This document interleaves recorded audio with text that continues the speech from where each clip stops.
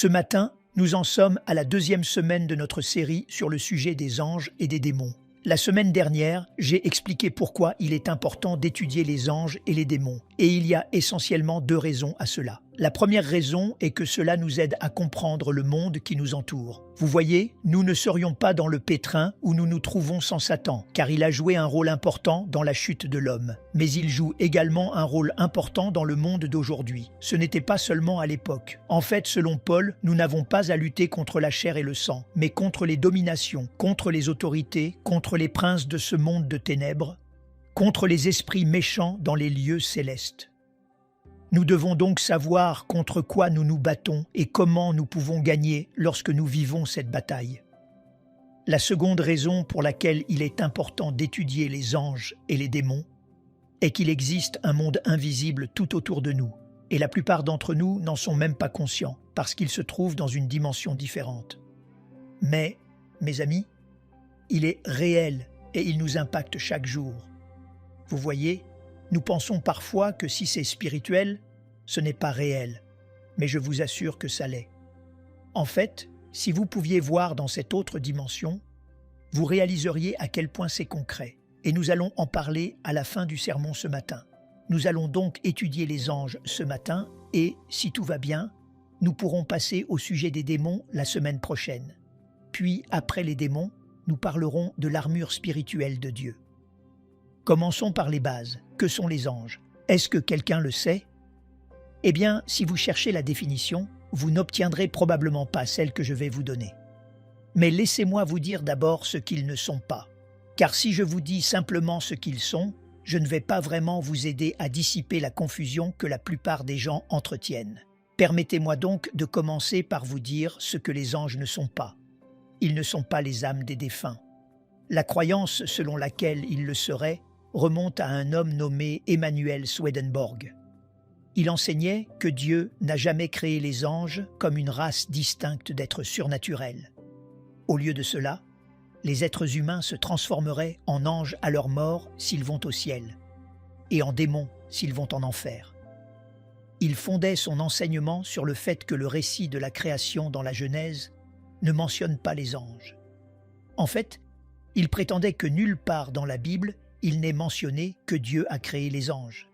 Par conséquent, il est logique de supposer que les gens deviennent des anges à leur mort, à moins bien sûr qu'ils n'aillent en enfer, auquel cas ils deviennent des démons. Voici ce qui est intéressant. Emanuel Swedenborg, qui a vécu de 1688 à 1772, n'était pas un théologien. En fait, il n'était même pas pasteur. C'était un inventeur et un scientifique.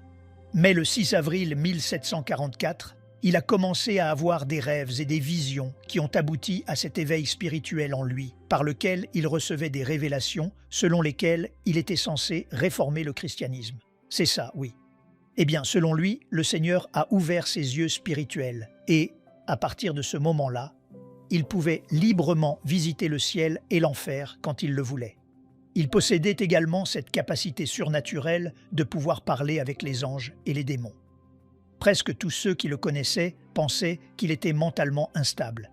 Et il l'était, car il racontait converser avec des esprits venant de Jupiter, Mars, Mercure, Saturne, Vénus et de la Lune. En fait, il croyait que toutes les planètes de notre système solaire étaient habitées par une autre race de personnes. Il a également écrit un livre intitulé « Le ciel et l'enfer ». Et dans ce livre, il a exposé sa conviction que les êtres humains deviennent des anges à leur mort, sauf s'ils vont en enfer. Mais ce qu'il a enseigné a séduit les gens irréligieux, les sceptiques de la Bible, les agnostiques.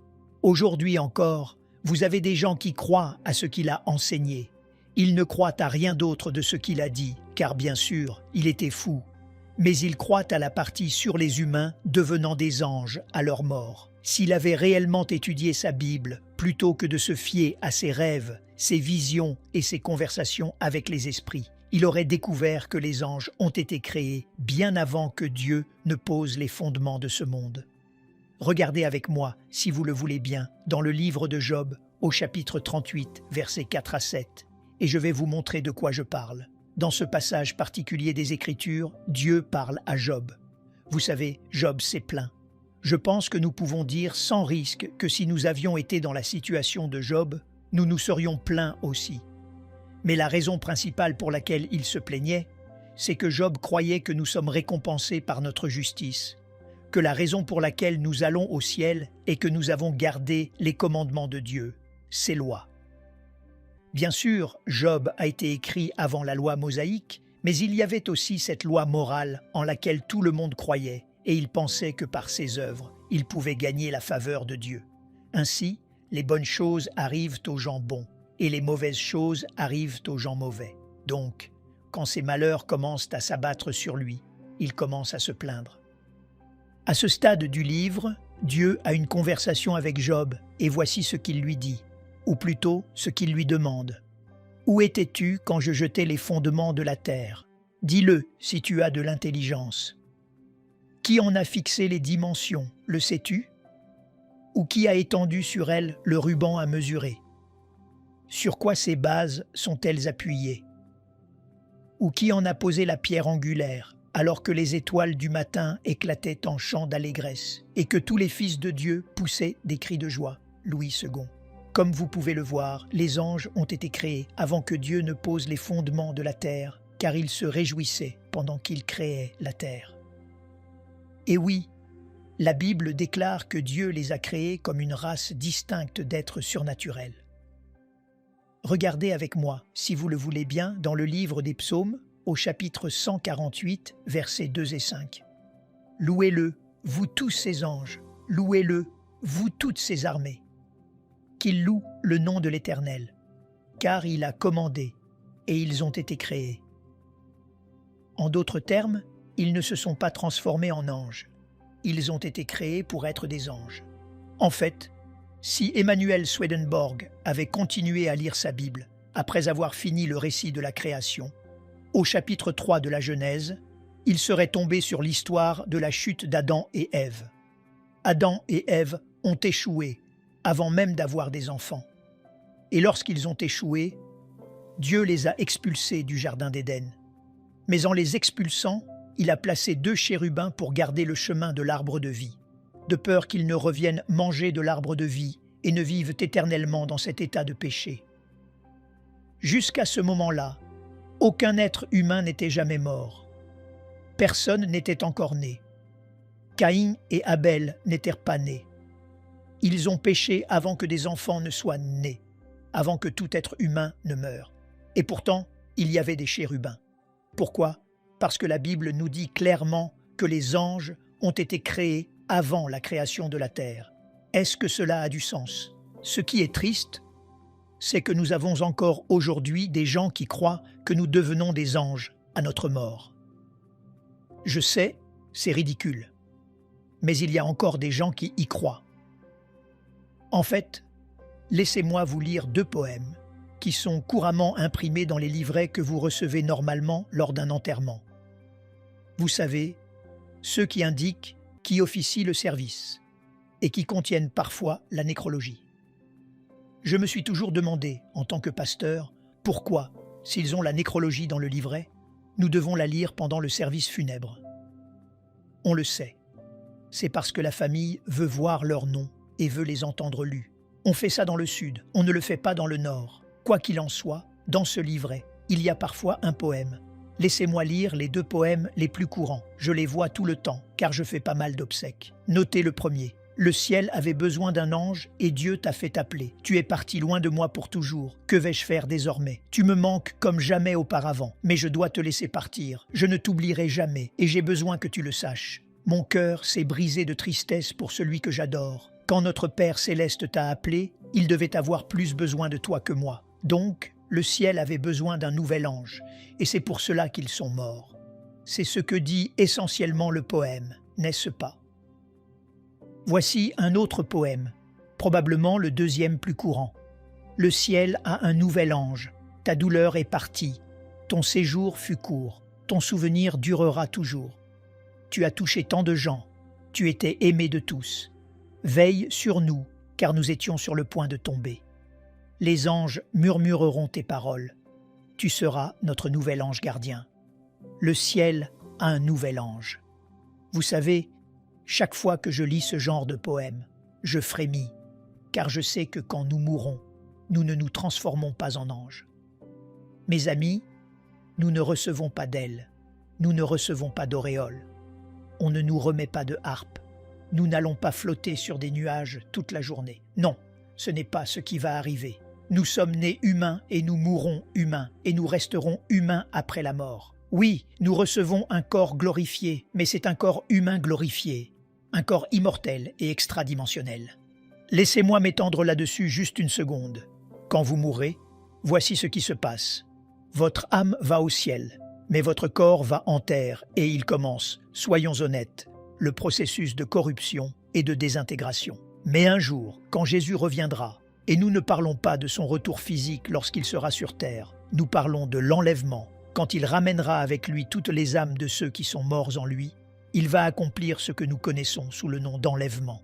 Et tous les croyants décédés verront leur corps ressuscité pour rejoindre le Seigneur dans les airs. Leur corps sera réuni avec leur âme, et à ce moment-là, tout le monde aura son corps glorifié, immortel et extradimensionnel. Quant aux chrétiens qui seront sur la terre à ce moment-là, ils seront enlevés dans les airs pour rencontrer le Seigneur, et leurs corps seront changés en corps glorifiés. Pourquoi avons-nous besoin de ce corps? Parce que lorsque Jésus reviendra, il régnera sur cette terre pendant 1000 ans, et nous régnerons avec lui. Nous aurons donc le type de corps capable d'opérer dans le domaine spirituel, mais aussi dans ce monde en 3 dimensions. C'est ce que la Bible enseigne. Alors, que sont les anges? Si vous prenez des notes, je veux que vous écriviez ceci. C'est une définition un peu longue, donc je vais la dire 2 fois. Les anges sont des êtres célestes créés par Dieu pour le servir dans différentes capacités, selon le type d'ange qu'ils sont. Je le répète, les anges sont des êtres célestes créés par Dieu pour le servir dans différentes capacités, selon le type d'ange qu'ils sont. Il n'y a pas qu'un seul type d'ange, il y en a plusieurs. Ils servent dans différentes capacités parce qu'ils ont des objectifs ou des fonctions différents. Quand je dis qu'ils sont des êtres célestes, ce que je veux dire, c'est qu'ils sont des êtres spirituels surnaturels, qui existent dans ce que nous appelons le royaume spirituel. Mais comme je l'ai dit la semaine dernière, le royaume spirituel est dans une dimension différente de la nôtre, une dimension supérieure. Et c'est pourquoi nous ne pouvons pas les voir à moins qu'ils ne se manifestent dans notre monde tridimensionnel.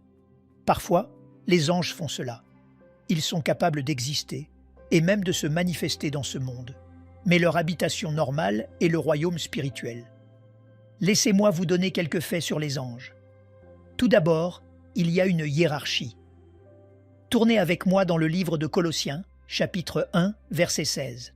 « Car en lui, ont été créées toutes les choses qui sont dans les cieux et sur la terre, les visibles et les invisibles, trône, dignité, domination, autorité, tout a été créé par lui et pour lui. » Vous voyez, Jésus existait avant l'incarnation. Jésus a toujours existé, c'est pourquoi nous l'adorons. Il fait partie de la divinité, de la Trinité, et il n'a jamais été créé. Jésus a toujours existé, mais il s'est humilié, s'est dépouillé lui-même, et il est venu sous la forme d'un homme. C'est tout le sens de l'incarnation, c'est pourquoi nous fêtons Noël. Mais vous devez comprendre que tout ce qui a été créé dans ce monde, les choses que nous voyons et celles que nous ne voyons pas, a été créé par Jésus. Et remarquez ceci, il énumère les choses que nous ne pouvons pas voir, telles que les trônes, les dominations, les principautés et les puissances dans le monde invisible. Si vous étudiez les mots grecs pour trône, domination, principauté et puissance, vous verrez qu'il s'agit d'un classement des anges par ordre décroissant. Vous avez les trônes au sommet, puis les dominations, puis les principautés. Et tout en bas de l'échelle, vous avez les puissances. Laissez-moi approfondir un peu. Trônes est le mot grec « tronos », et cela se réfère aux archanges. Donc ceux du sommet, les trônes, sont les archanges. Domination est le mot grec « kyriot », et cela se réfère aux anges qui dirigent des nations ou de vastes zones géographiques. Tournez avec moi dans le livre de Daniel, chapitre 10, verset 13. « Le chef du royaume de Perse m'a résisté 21 jours. Mais voici Michaël, l'un des principaux chefs, est venu à mon secours, et je suis demeuré là auprès des rois de Perse. » Bien sûr, si vous lisez cela dans son contexte, vous réalisez que cela fait référence à un esprit démoniaque. Mais cet esprit démoniaque occupe le même rang qu'une Kyriote, parce que cela signifie seigneur ou dirigeant d'un royaume. En lisant cela, vous réalisez que cette Kyriote dirige le royaume de Perse. C'est pourquoi certaines versions traduisent cela par royaume. Le deuxième rang se réfère donc au type d'ange qui dirigent un royaume ou une très vaste zone géographique.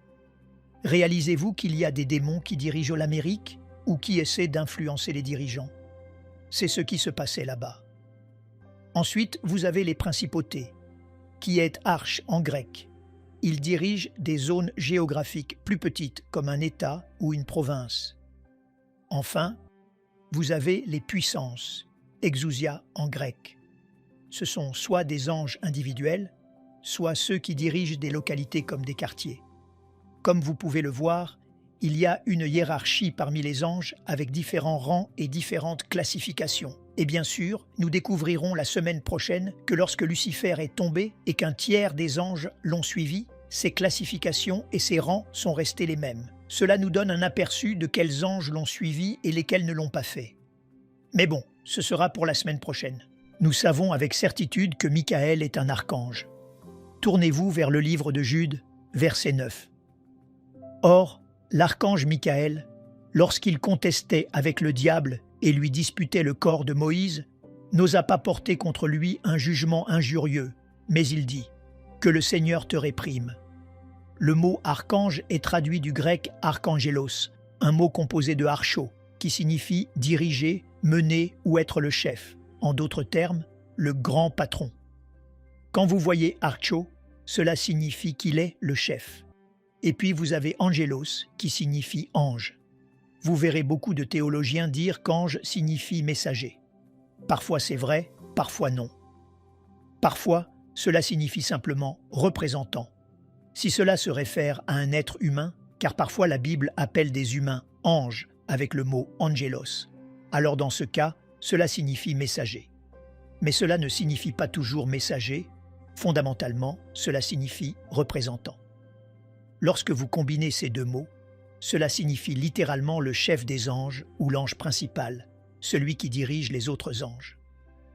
Michael est donc le personnage principal en ce qui concerne les anges guerriers. C'est la catégorie d'anges dont Michael est le responsable. En fait, il est le chef de l'armée angélique de Dieu. Regardez Apocalypse chapitre 12, versets 7 à 8. « Et il y eut guerre dans le ciel.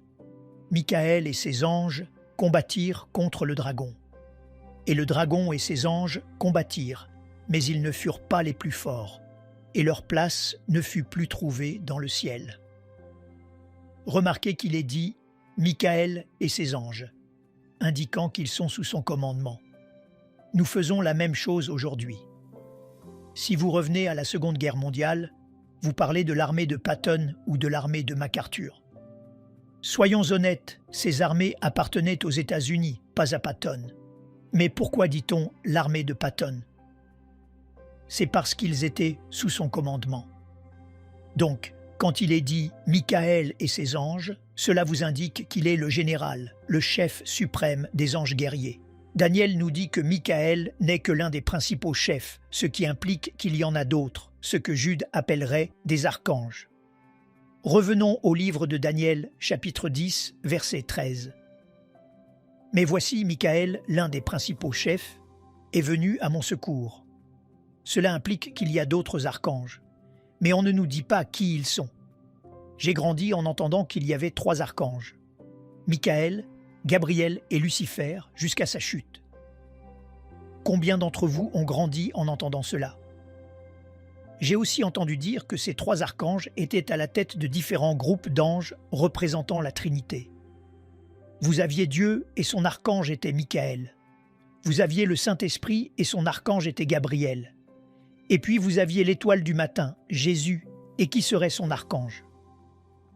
Lucifer. Et quand Lucifer est tombé, c'est pour cela que Jésus a dû venir souffrir pour nous et mourir sur la croix pour payer pour nos péchés, parce que c'était son archange qui avait échoué. Quelqu'un a déjà entendu celle-là? Non? Je ne sais pas où j'étais, mais j'ai entendu des choses folles.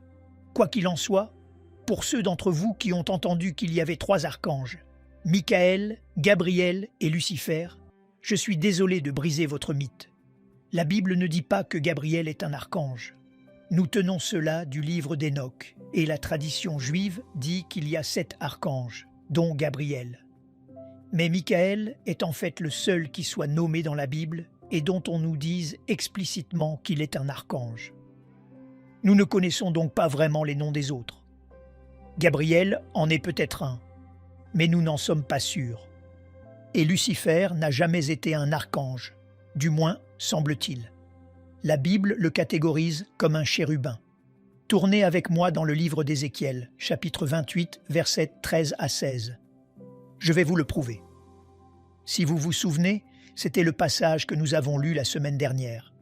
Au tout début de ce passage, Ézéchiel s'adresse au roi de Tyr ou au prince de Tyr, un être humain physique.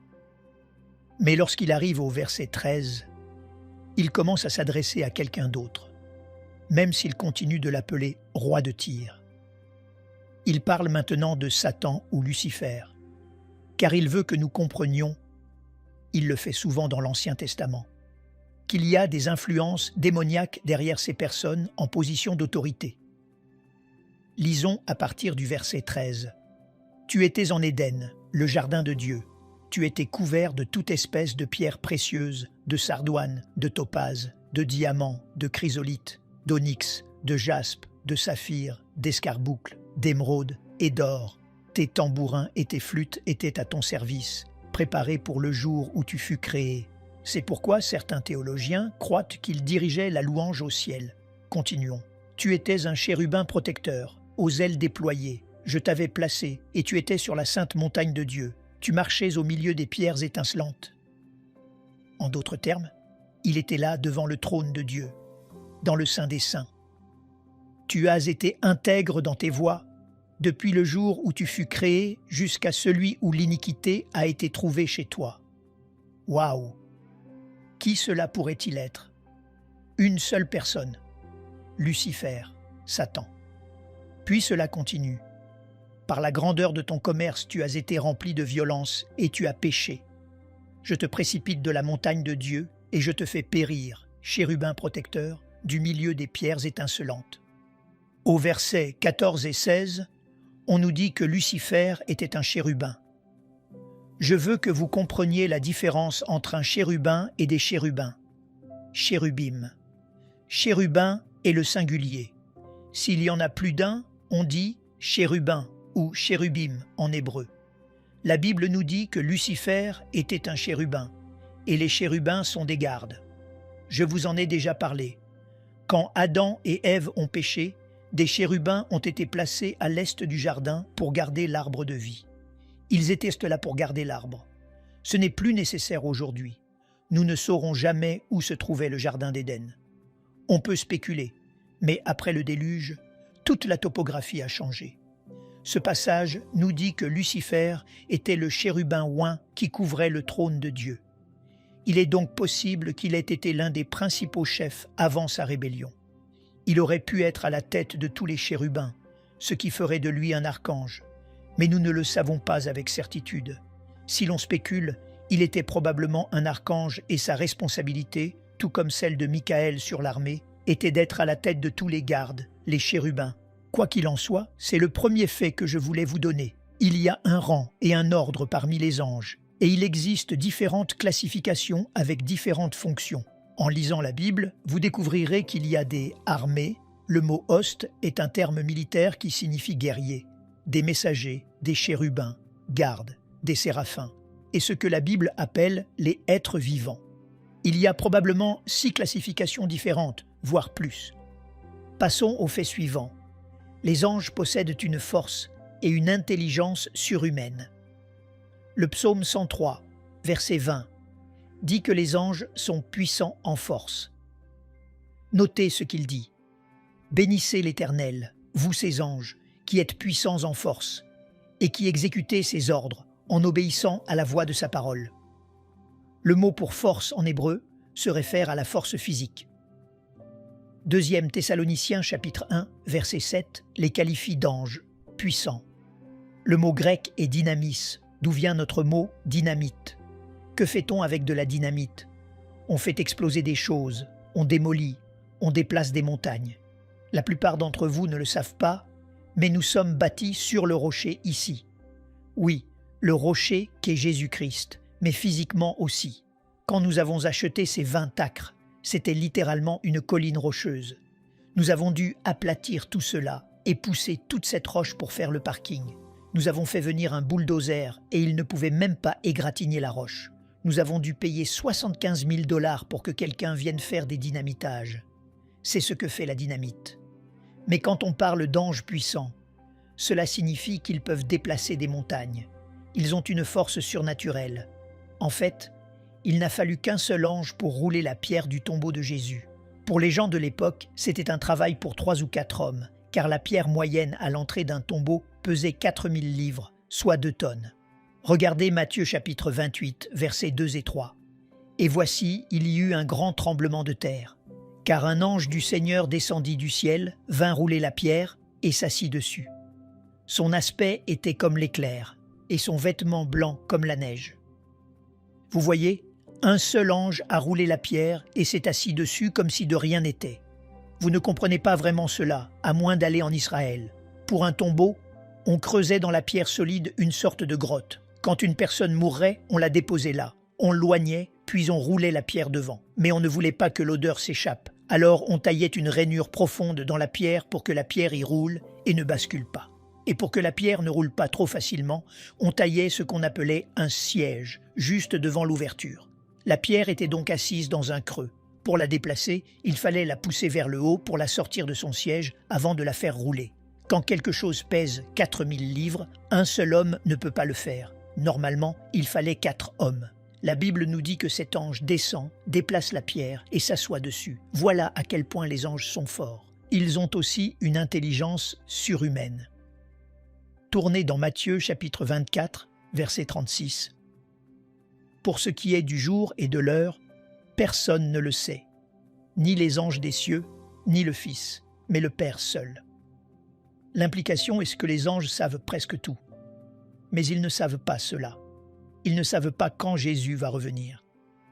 Mais vous voyez de quoi je parle? C'est comme dire « Waouh, même les anges ne le savent pas ». Ils étaient avec Dieu quand il a créé la terre, quand il a créé Adam et Ève. On les appelle les veilleurs. Ils ont tout vu. Il n'y a rien de nouveau pour eux. Pour souligner à quel point ces gars sont intelligents, on dit que même les anges ne connaissent pas la date du retour. Laissez-moi vous montrer quelque chose d'intéressant, car il y a une chose qui laisse les anges perplexes. Savez-vous ce que c'est? Regardez avec moi dans la première épître de Pierre, chapitre 1, versets 10 à 12. « Les prophètes, qui ont prophétisé touchant la grâce qui vous était réservée, ont fait de ce salut l'objet de leurs recherches et de leurs investigations. Ils voulaient sonder l'époque et les circonstances marquées par l'Esprit de Christ qui était en eux et qui attestait d'avance les souffrances de Christ et la gloire dont elles seraient suivies. Pourquoi Jésus est-il mort? Pourquoi est-il descendu aux enfers? Pour que nous soyons sauvés. C'est la gloire qui suit les souffrances. Continuons. Il leur fut révélé que ce n'était pas pour eux-mêmes, mais pour vous, qu'ils étaient les dispensateurs de ces choses, que vous ont annoncé maintenant ceux qui vous ont prêché l'Évangile par le Saint-Esprit envoyé du ciel, et dans lesquels les anges désirent plonger leur regard. En d'autres termes, le salut est d'un intérêt particulier pour les anges. Ils ne parviennent pas à le saisir. Pourquoi? Parce qu'ils ne comprennent pas pourquoi Dieu voudrait sauver des créatures aussi stupides et faibles que nous. Réfléchissez-y. Ces anges ont une force et une intelligence surhumaines. Ils font ce que Dieu veut. Oui, 1/3 d'entre eux s'est rebellé, mais ceux qui sont restés voient tout. Ils vous regardent en ce moment. Beaucoup d'entre vous tombent dans le même péché encore et encore. Vous tournez en rond autour de la même montagne, et chaque fois, « Oh Dieu, pardonne-moi ». Et les anges se disent, « Sérieusement, Seigneur, ne pourraient-ils pas apprendre la leçon la première fois ?» et certains d'entre vous ne font que gémir. Ô Dieu, pourquoi m'arrive-t-il cela? Les anges regardent tout cela et ne comprennent pas comment Dieu peut aimer autant ces créatures humaines, au point d'envoyer son propre Fils mourir pour elles. Ils continuent d'étudier la question parce que c'est incompréhensible pour eux. Avant de manquer de temps, laissez-moi répondre à la question que tout le monde se pose. Avons-nous tous des anges gardiens? Combien veulent savoir cela? Eh bien, la réponse est oui, absolument. Tournez avec moi dans le livre de Matthieu, chapitre 18, verset 10. Gardez-vous de mépriser un seul de ces petits, car je vous dis que leurs anges dans les cieux voient continuellement la face de mon Père qui est dans les cieux. Je veux que vous vous concentriez sur cette dernière partie. Voient continuellement la face de mon Père. C'est une figure de style. Cela signifie qu'ils ont un accès illimité à Dieu. Vous voyez, tous les anges n'entrent pas dans la présence de Dieu. C'est pour cela qu'il y a des chérubins gardiens. Mais ici, il est dit que les anges de ces petits ont un accès illimité au Père. C'est dire à quel point leur mission est importante aux yeux de Dieu. Mais remarquez aussi, il est dit « leurs anges ». Le mot « leur » est traduit du pronom personnel « auto ». Et il est possessif, ce qui nous dit que chacun de nous a son propre ange personnel qui veille sur lui. En fait, dans Daniel chapitre 4, versets 17 ou 14 selon les versions, les anges sont appelés des veilleurs. En araméen, le mot signifie littéralement « ceux qui veillent ». Pourquoi? Parce qu'ils surveillent ce qui se passe et ils veillent sur nous. Laissez-moi vous donner 2 autres passages pour prouver que nous avons tous un ange gardien. Le premier est Hébreux chapitre 1, verset 14. Ne sont-ils pas tous des esprits au service de Dieu, envoyés pour exercer un ministère en faveur de ceux qui doivent hériter du salut? Les anges sont envoyés sur terre pour nous aider. Le second passage se trouve dans le psaume 91, versets 11 et 12. « Car il donnera ordre à ses anges de te garder dans toutes tes voies. Ils te porteront sur les mains, de peur que ton pied ne heurte contre une pierre. » C'est de là que vient le terme « ange gardien ». Savoir cela affecte ma façon de prier pour mes enfants. Laissez-moi vous dire comment je prie pour eux depuis des années. Quand j'arrive à la fin du Notre Père, à la partie « Ne nous induis pas en tentation, mais délivre-nous du mal », je prie pour qu'ils ne soient pas tentés. Je connais leurs faiblesses. Puis je demande à Dieu, « Seigneur, je te demande de placer une haie de protection d'anges gardiens autour de Michael, Juliane, Messie et Michel. Donne des instructions à ces anges concernant les dangers présents et futurs. Seigneur, je te demande de les instruire sur la façon de manipuler les situations et les circonstances, et même les personnes, pour que mes enfants ne soient jamais au mauvais endroit au mauvais moment. Garde-les du mal, donne ordre à tes anges. Je ne prie pas seulement pour leur sécurité, mais pour que les anges manipulent les choses en leur faveur. Le psaume 91 dit qu'il donnera ordre à ses anges. Mais pour que Dieu permette que cela arrive, vous devez canaliser sa volonté par la prière. Je prie pour que Dieu les cache des gens méchants et leur accorde sa faveur, comme Joseph ou David ont eu de la faveur. Dieu nous a donné la capacité de savoir ces choses pour que nous puissions prier. Je vais terminer dans environ 3 minutes. Laissez-moi vous donner leur description de poste en tant qu'ange gardien et nous conclurons là-dessus. Numéro 1. Il pourvoit à nos besoins. Genèse chapitre 20 et 1, versets 17 à 20, et 1er Roi, chapitre 19, verset 6. Dans le premier cas, c'est Agar et Ismaël. Ils sont expulsés, ils pensent qu'ils vont mourir. Agar s'éloigne pour ne pas voir l'enfant mourir, et un ange apparaît et lui montre de l'eau. Dans 1er Roi, c'est Élie. Il fuit Jézabel, il veut mourir, il s'endort. Un ange le touche et lui dit « Lève-toi et mange ». L'ange lui a préparé de la nourriture et de l'eau. Numéro 2. Il nous protège. Daniel, chapitre 6, verset 22. L'ange a fermé la gueule des lions quand Daniel était dans la fosse. Matthieu, chapitre 26, verset 53. Jésus est dans le jardin de Gethsémané. Pierre sort l'épée. Jésus lui dit de la rengainer. « Penses-tu que je ne puisse pas invoquer mon Père, qui me donnerait à l'instant plus de 12 légions d'anges ?» Numéro 3. Il nous délivre. Actes chapitre 5, versets 18 à 19 et Actes chapitre 12, versets 7 à 11. Dans le premier cas, les apôtres sont arrêtés. Ils sont en prison. L'ange les fait sortir. Dans le second, Pierre est en prison. Toute l'Église prie pour lui. Un ange ne se contente pas d'ouvrir une porte. Il le fait passer par différents niveaux de sécurité jusqu'à la sortie. Numéro 4. Il nous fortifie et nous encourage. Matthieu chapitre 4, verset 11. Jésus jeûne 40 jours et 40 nuits. Il est tenté par le diable. Il surmonte les tentations. Les anges viennent et le servent. Actes chapitre 27, versets 23 à 24. Paul est sur un navire vers Rome. Une tempête éclate. Tout le monde pense qu'ils vont mourir. Un ange vient vers Paul et lui dit que personne ne mourra. Paul encourage alors tout l'équipage. Enfin, numéro 5. Ils sont utilisés par Dieu pour répondre à certaines prières.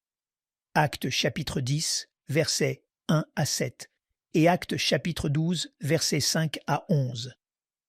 Dans Acte 10, Corneille prie et un ange vient lui dire exactement quoi faire. Envoyer des hommes à Joppé pour trouver Simon-Pierre. Dans Acte 12, comme nous l'avons vu, Pierre est en prison, l'Église prie et l'ange le fait sortir. La semaine prochaine, nous parlerons des démons. Mais en terminant, laissez-moi dire ceci. Si vous pouviez voir dans la dimension suivante, si vous pouviez voir dans le royaume spirituel, savez-vous ce que vous verriez ici même? Vous verriez des anges partout dans cette salle. Vous verriez de gros anges costauds ici sur l'estrade. Parce que mes anges sont plus gros, je plaisante. Mais sérieusement, vous verriez des anges ici, vous en verriez tout autour. Mais vous verriez aussi quelques démons. Et c'est de cela que nous allons parler la semaine prochaine. Nous aimerions vous donner l'opportunité de faire de Jésus le Seigneur de votre vie. Voulez-vous bien prier avec moi? Dites Seigneur Jésus, je me repens de mes péchés. Viens dans mon cœur. Je fais de toi mon Seigneur et Sauveur. Et merci Seigneur pour le baptême du Saint-Esprit en moi. Dans le nom de Jésus. Par cette simple prière, nous croyons que le Saint-Esprit vous conduit sur le chemin de la nouvelle naissance. Allez dans une bonne église dont le fondement est la parole de Dieu, passez par les eaux du baptême et donnez à Dieu la première place. Nous espérons de tout cœur que ce message vous encouragera. Si vous connaissez quelqu'un qui puisse être encouragé, s'il vous plaît, envoyez-le lui pour nous aider à atteindre plus de gens et à propager l'Évangile. Édifions le corps de Christ ensemble. Appuyez sur la cloche des notifications et merci infiniment de nous soutenir en vous abonnant à notre chaîne. N'hésitez pas à laisser vos requêtes de prière dans la section des commentaires. Sachez que même si vous ne voyez pas de réponse à votre requête, que ce soit sur YouTube, email, Facebook ou sur Messenger, nous avons prié pour vous. Nous invitons humblement le corps de Christ à soutenir chaque requête en écrivant une prière dans la section commentaires. Tenez-vous ferme dans la foi avec nous pendant que nous prions. Que la grâce et la paix du Seigneur Jésus-Christ soient avec vous tous et qu'il vous bénisse merveilleusement.